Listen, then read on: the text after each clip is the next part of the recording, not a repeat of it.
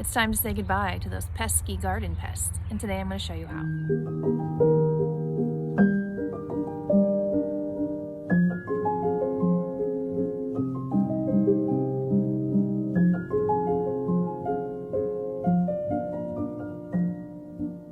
Hi everyone, and welcome back to Windy Hollow Homestead.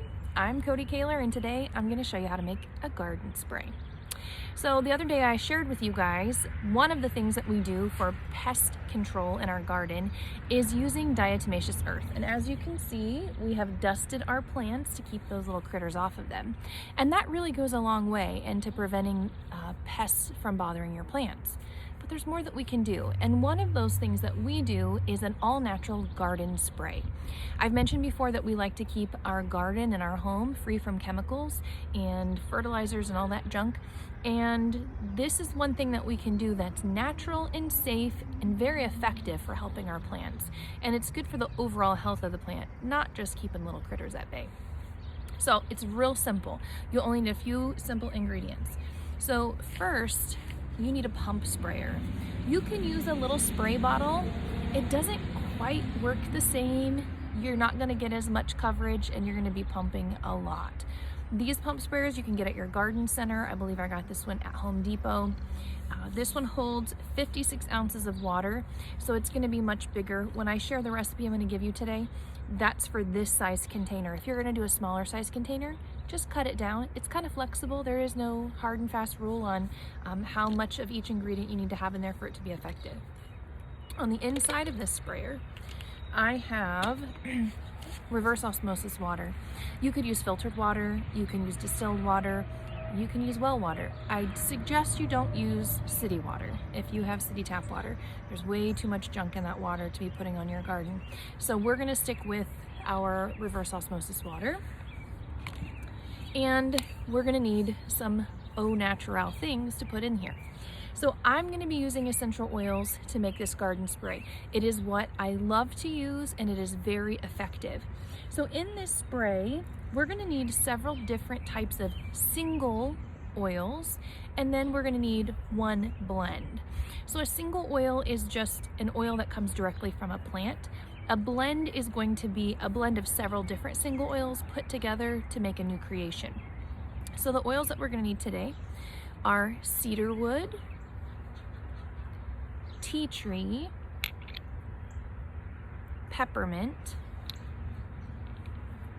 rosemary, thyme, clove, and purification. This one is a blend. You may be thinking, what is a purification plant? This is a blend of several different oils together. Now, the reason that we're using essential oils is they are very strong aromas, right? They come from the plants, and they are the aromatic essence of the plant. And what we know is that they can attract certain things like pollinators into your garden, good things, and they can deter things that you don't necessarily want to be there. Think mice and bunnies and little critters and ants and all those things. They don't necessarily like the aroma of the essential oils, and so they tend to stay away. And so this is really helpful when we're spraying it in our garden, because they're gonna try to stay away from these types of plants. It's also helpful because there's a lot of great properties in these oils. For example, tea tree, that we know it has very good cleansing properties. And so when you spray it onto your plant, it's gonna help with the overall livelihood of that plant in the big picture. Okay, so let's get started with this real simple recipe. I'm gonna try not to spill this all over myself in the garden. Okay, here we go. So we're gonna start, and I'm gonna do 20 drops of cedarwood, and it's going to seem like a lot of oils, but I'm doing a really big container here. It's going to last me probably the majority of the summer.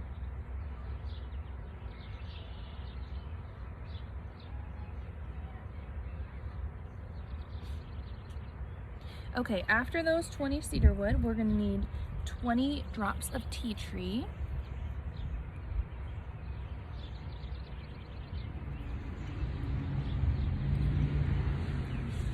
Then we're going to need 20 drops of peppermint.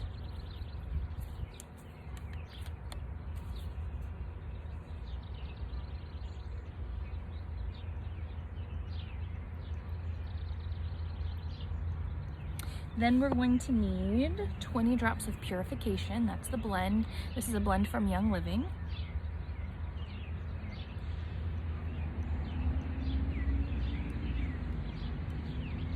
Then we're going to need 10 drops of Rosemary.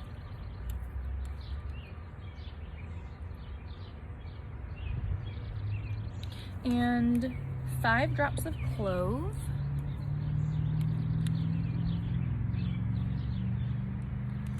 And 5 drops of Thyme. Okay, now that we have all the oils in, we want to add another ingredient, and that is dish soap. We're only going to put about a teaspoon of dish soap in here. We don't necessarily want it to be foamy, but we want the dish soap to bind with those essential oils to help it mix a little bit better in the water, and it's going to help when we spray it on the plant to stay on the plant and not just run off. Okay, now I'm going to take my lid, put it back on my container. This has a really long set of threads.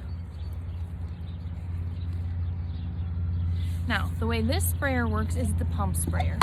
So you pump up the pressure, and that's also going to help us to mix those oils up inside of it. It smells really, really good.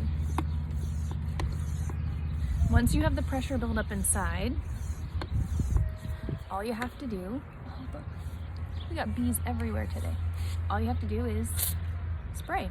Now I'm going to adjust this nozzle because I want it to be more of a mist. There we go. So I've got a great mist. Now I'm going to use this on my plants. This time of day is not the best time of day for me to spray.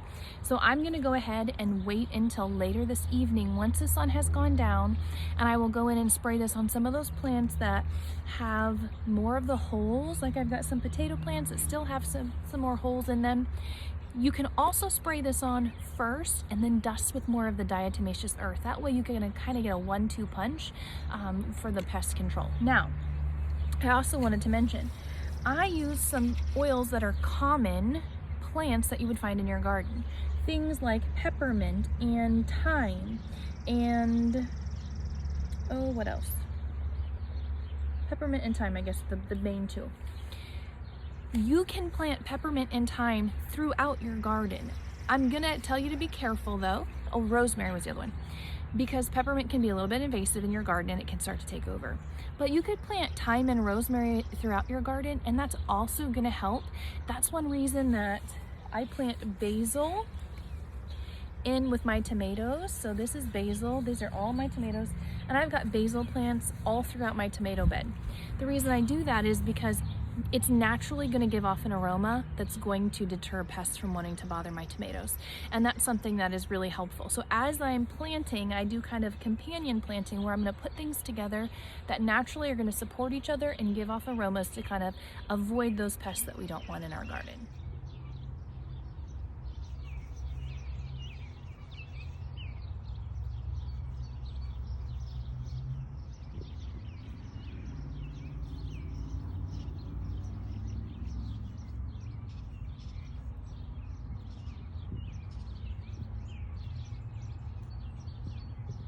I don't know about you guys, but just sitting here doing this video today, I've seen about 20 different bees going from plant to plant in my garden.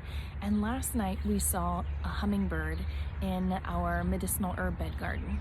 That is really exciting. That means that it's working. My plants are going to be pollinated. We've got a great little ecosystem happening here, and that means my garden's going to be really happy.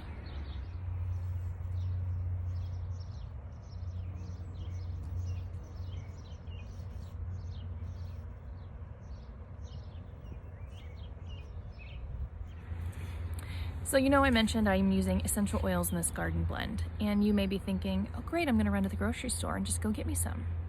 No, my friend, it is not the same. Here's why. Most of the stuff you're gonna get at the grocery store is full of synthetic chemicals. That's giving you the aroma of whatever it says on the outside of the label. It doesn't mean that it's actually a pure essential oil. I use Young Living essential oils because they are premium essential oils that are seed to seal certified. That means that through every step of the process, from the time the plant is put into the ground until the time the plant is put into the bottle, the oil, they use no chemicals. They do numerous tests on them to make sure that they are what they say they are and that they're going to do what they say they're going to do. This is really important to me. If I'm going to go through all the effort to have this natural garden and to use no chemicals or synthetic fertilizers in my garden, then I want to make sure that I'm putting the very best on my garden when it comes to protecting it. Just like the same for my family, if I'm going to make sure that we're avoiding all of these bad things, I'm going to make sure I'm going to do extra good at putting the good things back into my body and not some cheap alternative. Trust me, it makes a huge, huge difference. Thanks for watching our garden spray video today. I hope you enjoyed it. If you are interested in learning more, please message me. My information is down below. I can help you get started with essential oils and give you more ideas on natural things that you can use in your garden. I do have another essential oil recipe coming up for you. It's going to be on making a pollinator spray, a spray full of wonderful essential oils that will help to bring the pollinators into your garden so that you're giving your garden the best chance of producing a large harvest. Stay tuned.